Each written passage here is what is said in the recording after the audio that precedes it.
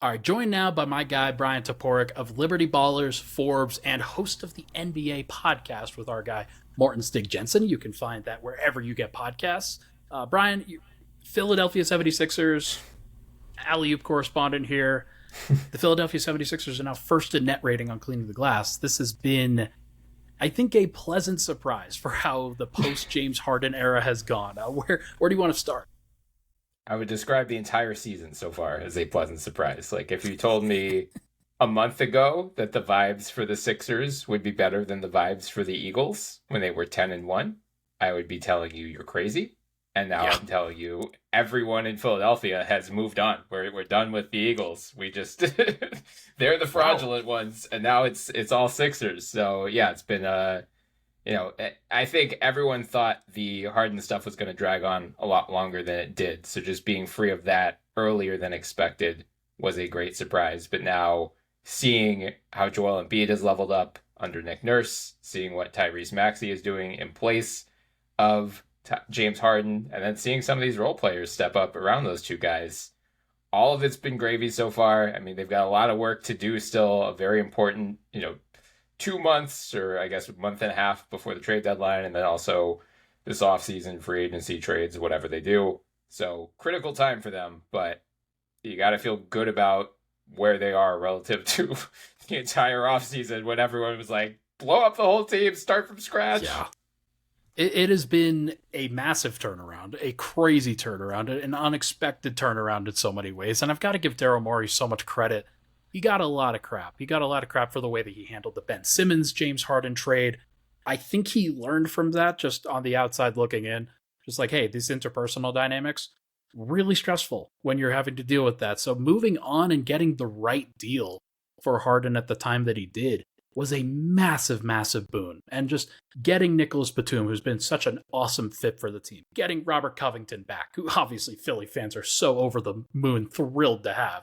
Marcus Morris has been KJ Martin hasn't really played, but like those two in particular, they've made things so much easier for the Maxey Embiid duo in so many ways. Just how has the new starting line? Because I've seen some crazy numbers, some net rating numbers for that starting lineup. Can you share some of those just off the cuff? Yeah, let me see if I can pull them up because I know exactly what you're talking about. And I didn't mean to do that. But it has been so cool. It's been so cool to see the way that's especially the Maxey, Melton, Covington, Batum, Embiid lineup, because I think that lineup is like plus 30 or something. Yeah, the lineup of Maxey, Melton, Batum, Harris, Embiid, their nominal starting five when everyone is healthy, has played 467 possessions. They are a plus 33.3. That's disgusting. That frankly, I am appalled that other teams have allowed them to do that. That's insanity.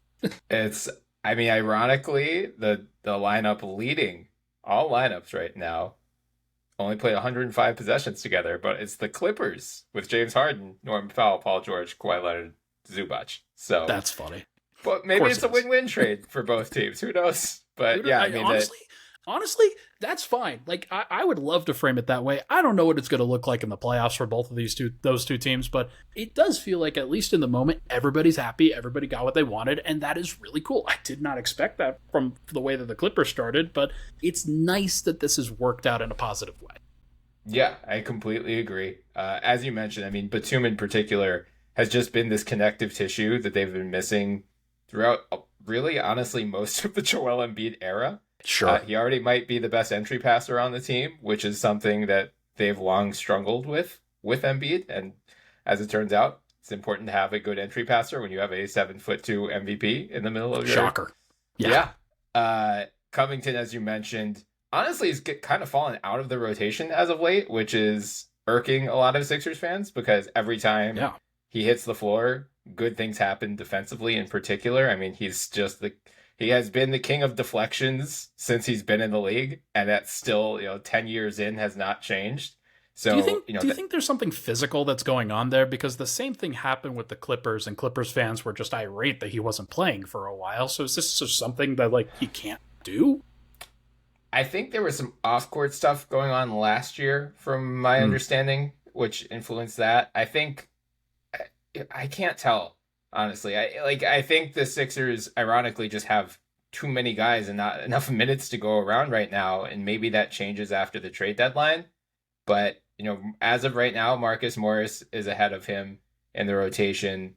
Um, Batum obviously is, Tobias Harris is, and then Kelly Oubre Jr. is as well. So they just have more wing/forward depth than they've had the past 10 years. And Covington is the odd man out for now, but I would not be surprised if that changes at some point between now and the playoffs.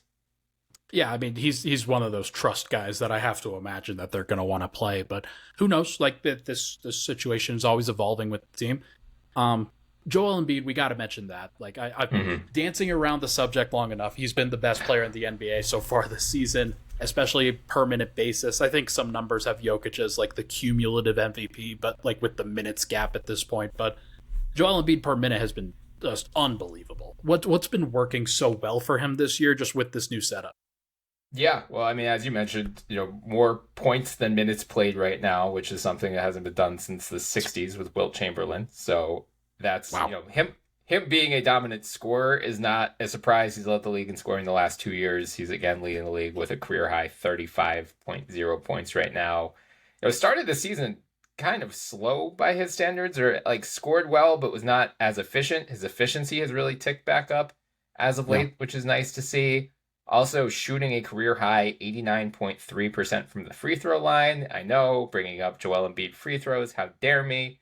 But that's really You impressive. might as well make him if you get there, right? Yeah, like if you're drawing 11.6 free throws per game, which is what he's doing right now, the fact, that's what separates him from the Shaquille O'Neals and the Dwight Howards of the world, is that he can actually make you pay for sending him to the line as much as teams do. Giannis, frankly, too, by the way. Yeah, yeah. The other big thing, and this is really a team-wide thing, which is just a Nick Nurse staple, they were so bad at offensive rebounding under Doc Rivers, he just didn't care about it at all. They are much better collectively as a team. They are, heading into tonight at least, they were 12th in offensive rebounds per game. Embiid has 2.8 offensive rebounds per game, which is technically tying a career high, but take it all out to the decimal points, and it is a career high for him as well.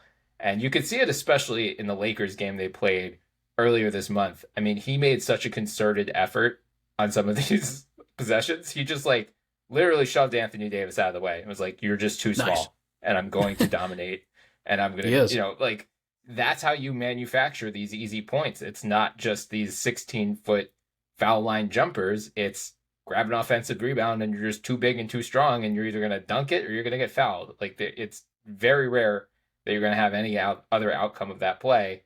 So that's been an under the radar improvement for him. But obviously the passing is what's drawn the most attention so far. A career high 6.0 assists per game.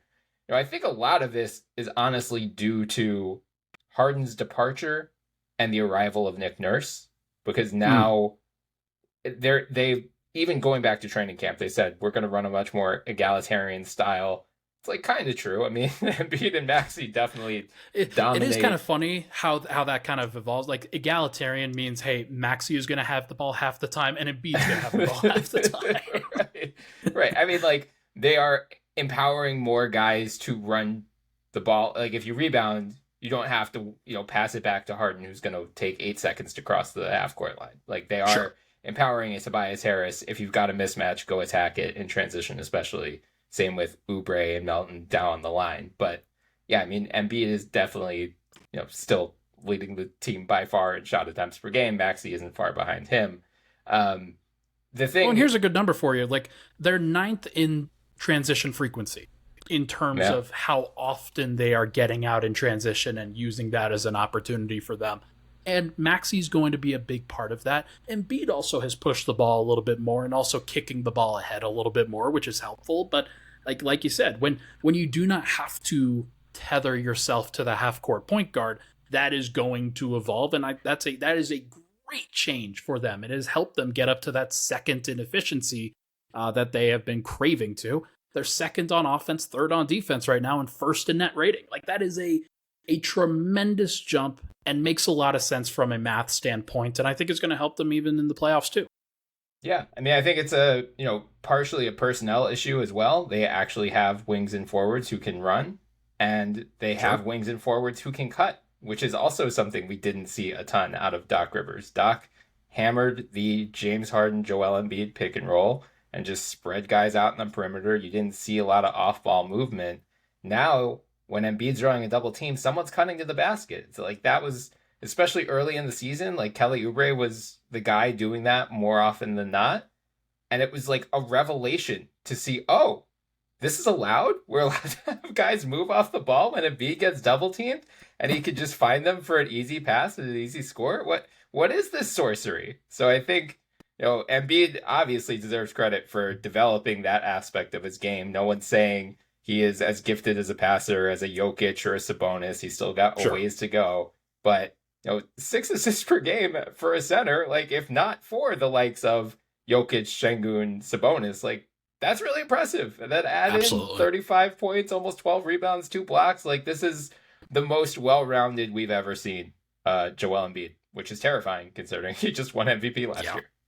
1.2 steals, 2.0 blocks. Like he has been, I mean, in every aspect, you could not have asked for a better season from him. This is just the best version of Joel Embiid that we have ever seen.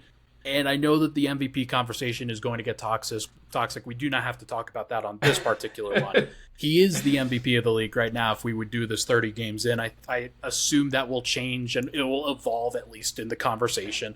But he has been really great. 2 numbers that I want to throw out there about Tyrese Maxey. The first one, plus 8.6 net rating as of the time that I looked at it today. Plus 8.6 net rating with Maxey on and Embiid off is nuts. That is gross. The fact that they have basically taken those Harden plus bench minutes and given them to Maxey and has not lost at all anything has been really, really impressive. Second number, 37.4 minutes per game. That is really high. That is, I know that he's young. I know that's like, and this is a Nick Nurse thing, so we're gonna have to monitor this at least, especially later in the season. But just give me the Tyrese Maxey rundown, what he's done great, and if you're worried at all about the burden and the workload. Yeah. So to your point about the Maxey non-Embiid minutes, I mean, the non-Embiid minutes in general have just been such an issue for the Sixers, basically as long as he's been playing. And now they've just found this division of labor where Embiid plays the entire first and third quarters, typically barring foul trouble or injuries or whatever, comes out at the start of the second, start of the fourth. Maxey just goes into takeover mode for 6 minutes, and then Embiid comes back in if he needs to, or, as we've seen throughout this month in particular, oftentimes they're up 15, 20 points, and Embiid just never comes back into the game. But yeah, Maxey just, they call him fourth quarter Maxey now, because that's just his role. And I think that's honestly what's impressed me the most, or among the things that impressed me the most with him, because, there were these questions going into the season of how he would handle this full-time point guard role. And not only is he handling it probably better than the Sixers expected, Nick Nurse even said that the other night, but he's also, there's a science and a, maybe not a science, I guess it's more of a feel thing, where you have to balance being a scorer versus being a playmaker, especially for someone like Maxey, who isn't, that natural Chris Paul, Tyrese Halliburton type. And he's really managed it well. I mean, he goes into the first quarter knowing I'm going to be more in facilitator mode while Embiid is on the floor. And they have developed some incredible 2-man chemistry together, different than the Embiid Harden pick and roll, because Harden, as good as Maxey has been, Harden is still a much better passer than him. But Maxey's off-ball movement unlocks entirely different dimensions the defenses have to guard.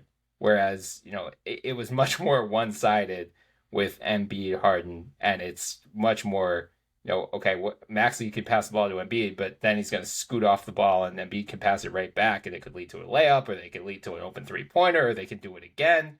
Like, it's added such fascinating wrinkles to the Sixers offense. Right. So, I mean, that's been great. Again, Nick Nurse did say the other night, like, there's still plenty of room for him to grow.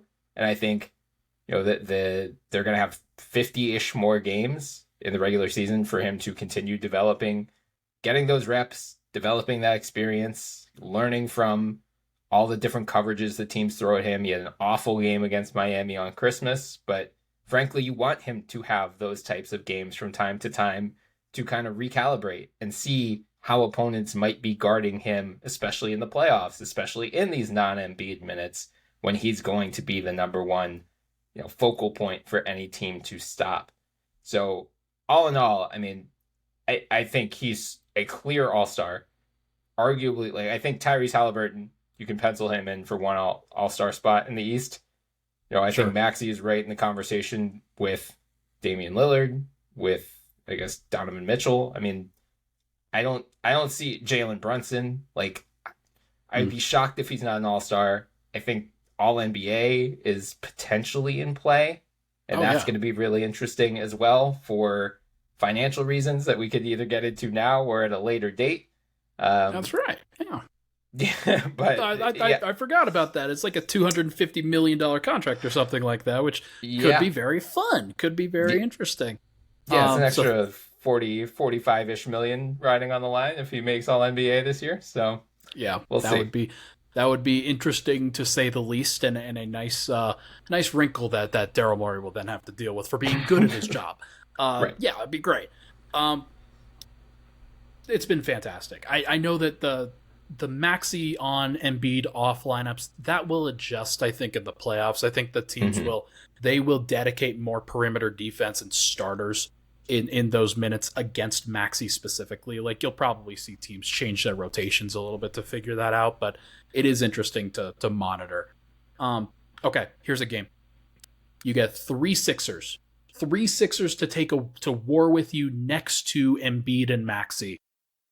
Who are they in the playoffs? Who are the three guys that you're taking with you? Nick Batum's one of them. Amazing. I love it. Yep. Man, I mean, this feels like a trick question because it's like, which of the guys are you willing to part with at the trade deadline and which are you not? And I think Sixers fans right now would probably be much more willing to part with Tobias Harris than they are either Nick Batum, Kelly Oubre, or even, I think De'Anthony Melton and Tobias Harris are the two spots where Sixers fans are looking to upgrade the most. Interesting. Tobias honestly was great for the first month of the season and then just totally nosedived over the last month. Did have a great game the other night, a season high 33 points. I believe that was against the Timberwolves. So that was nice to see. But he is the one I'd probably be flakiest on in the starting lineup. Sure. Melton, I like the fit of Melton personally because he's always going to take on the toughest assignment in the backcourt. And it frees up Maxey in a lot of ways on the offensive end that he doesn't have to focus on the defense as much. And that's just so useful. But you could also use a bigger version of Melton for sure. Yeah, Melton, I think there's some PTSD because he missed a couple wide open threes in Game 6 of the playoffs last year as well. Yeah. It's always been kind of a streaky shooter. It just cannot for the life of him finish in transition. Although he did have a couple made layups tonight in transition against the Magic, which was as soon as he hit the second one, I was like, all right, this is a Sixers win. The Magic have no chance. Found money. Yeah. Here we go. yeah. And that's awesome. I mean, really, that's the thing about the Sixers is that right now, before they make whatever moves they do at the deadline, they just have so many interchangeable pieces that you don't necessarily need the same three guys every night. I think, and with Nick Nurse in particular, he's the mad scientist type. It would not surprise me if he changes starting lineups on a game-to-game or series-to-series basis, looking at the matchups that each opponent presents and seeing okay, maybe this isn't a Kelly Oubre series. Maybe we need to lean more on Robert Covington or Patrick Beverley or Marcus Morris or whoever, trade target X. So I honestly, there isn't a good answer to that question because I think it's going to change more than it has in past years. I'm sorry if it feels like a cop out, but it is certainly a cop out. That's okay. yeah. Okay, fine. okay. Send Tobias Harris for a crumble cookie. We'll do Batum, Melton, Oubre. There. Batum, Melton, and Oubre. I love it. Oubre, just he's an awesome story, obviously. We talked about him in the first check-in. Awesome story. Glad he's been able to recover from the accident that he was in. And just good to see him find a new home on a team that is more serious than the Charlotte Hornets. Okay. High bar to clear. Yeah, I'm not. Hopefully not.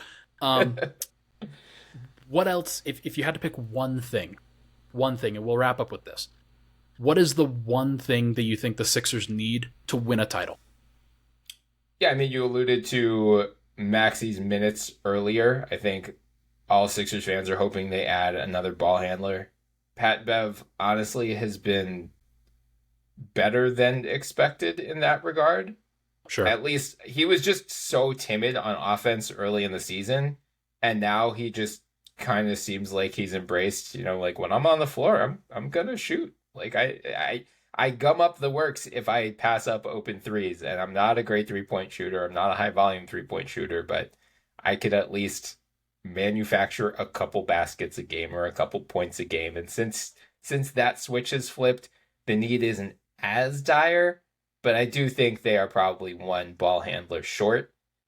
Now Morey has said, they are looking to trade for guys who are going to be in their top 8 or 9, and that Nick Nurse is already struggling with, having a guy like a Robert Covington or a Daniel House who, ideally you would play, but there's just not enough room in the rotation. So that implies, it implies that, backup point guard is either not a huge priority for him, or he's like shooting for someone who could be somewhat interchangeable as like low end starter, high end backup, maybe like a Dennis Schroeder, someone of that caliber, not necessarily Schroeder as the guy.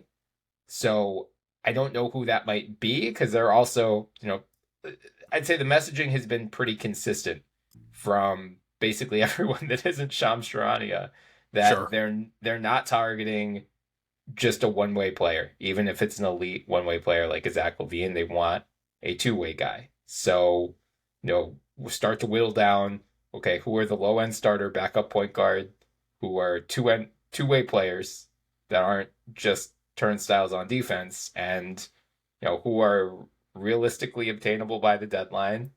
Like, a Monte Morris is one, or like a Tyus Jones. I think those guys are probably going to be available, but I don't know if they clear the bar that the Sixers are looking to clear for whoever they go after. So I think it's going to set up for a very fascinating next couple weeks. I think they're going to look, obviously they got to feast on a lot of cupcakes for most of December. Their schedule does get a bit tougher in January, so I think it'll be, a little bit more instructive to see how they, they've got the game against Denver midway through the month. They do have a lot of the Utah and Chicago. I know they're playing better. Atlanta, God, Charlotte, San Antonio. Ends.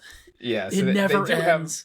They do have some Eastern Conference cupcakes as well, but like they've got a 5-game road trip at the end of January. Indiana, Denver, Portland, Golden State, Utah. Portland, Utah should be pretty easy, but I think that will at least help inform some of their decision making. Like, I don't think they make a move.